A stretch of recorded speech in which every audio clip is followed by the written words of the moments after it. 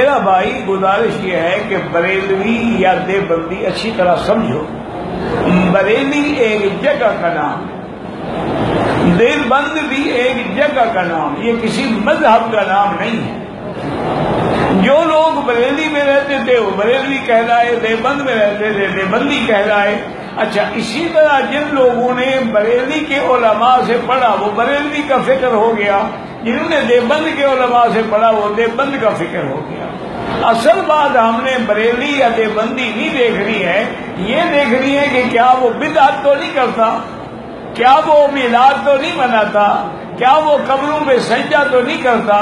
کیا وہ 11ویں شریف کا دودھ تو نہیں پیتا، کیا وہ کھانے پہ ختم صغیر ختم کبیر تو نہیں پڑھتا، ایسے بدعتی کے پیچھے نماز نہیں ہوتی۔ حضور پاک کی حدیث ہے، من وقر صاحب بدعت فقد اعان علی حدم الاسلام، جس آدمی نے بدعتی کی عزت کی اور دین اسلام کو گرا دیا۔ حتیٰ کہ اسی طرح حدیث مبارک میں ہے، آپ نے فرمایا کہ المدینہ حرم، میرا مدینہ جو ہے یہ بھی حرم ہے۔ اسی طرح آپ نے فرمایا ہے کہ من احدث حدثا، جس نے مدینے میں رہتے ہوئے بدعت کی، او آوا محدثا، یا کسی بدعتی کو پناہ لی